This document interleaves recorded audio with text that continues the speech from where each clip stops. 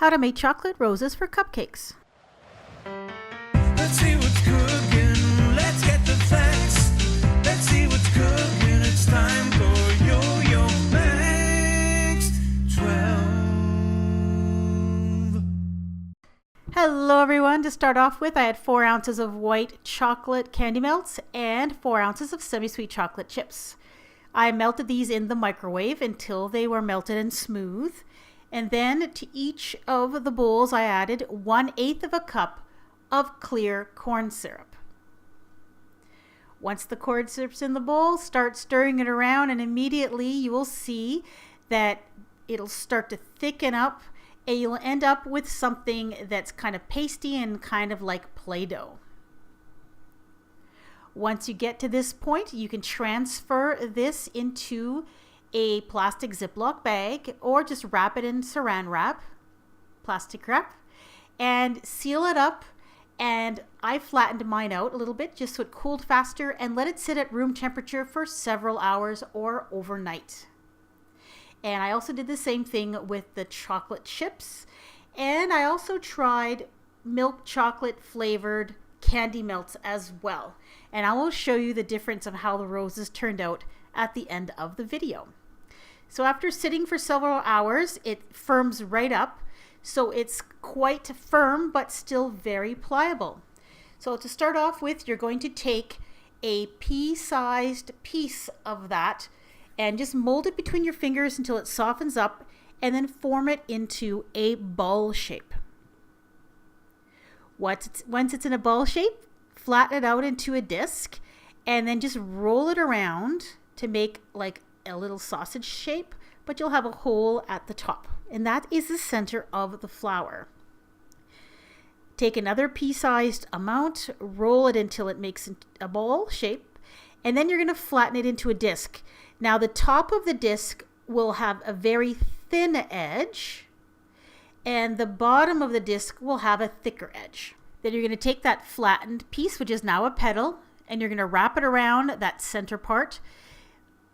But as you can see, I didn't press it all the way around. I left one of those edges loose, and I'll show you why we're going to do that. So take another pea-sized amount, roll it into a ball, and then you're going to flatten it into a disc.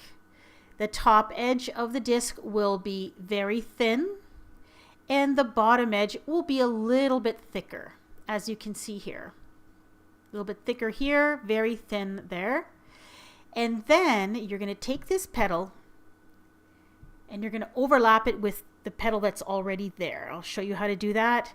So you open up that petal, take the next petal, and just overlap it just a slight amount. And then wrap it around, but do not press that edge down, because that's where the next petal is going to go in. Then you're going to continue to add petals one at a time until you get to the size of the rose that you want.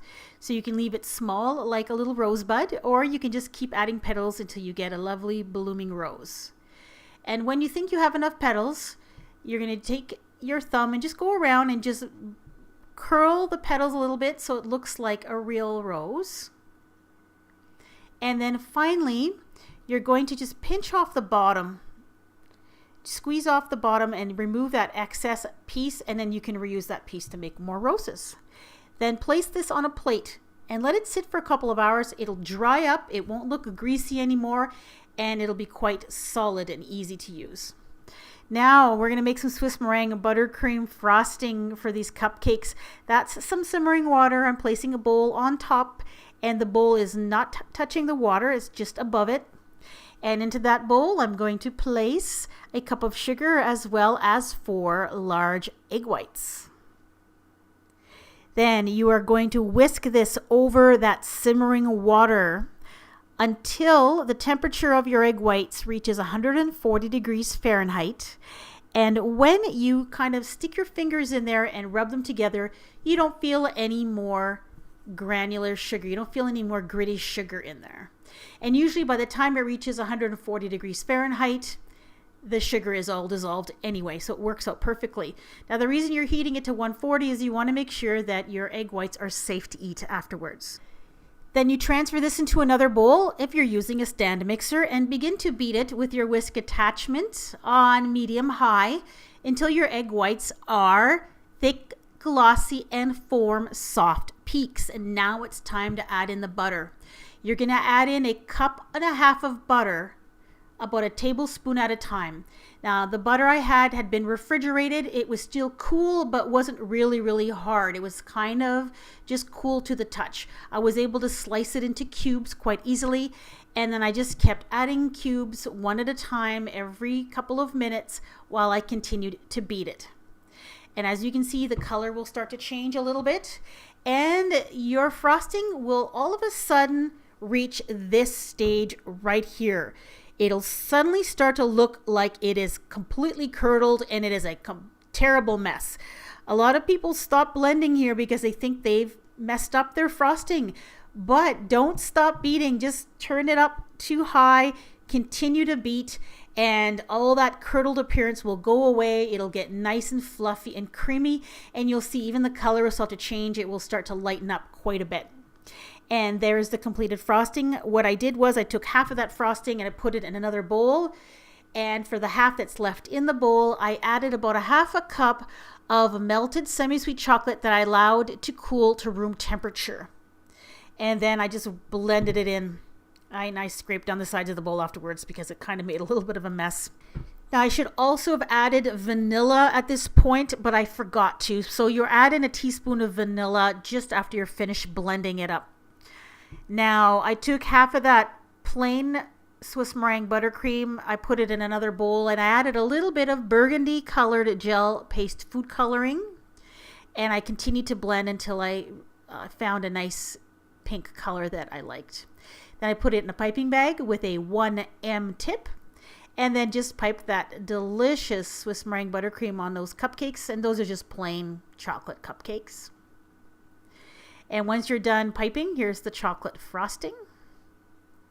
Once you're done piping, you can just place those chocolate roses that you made right on top.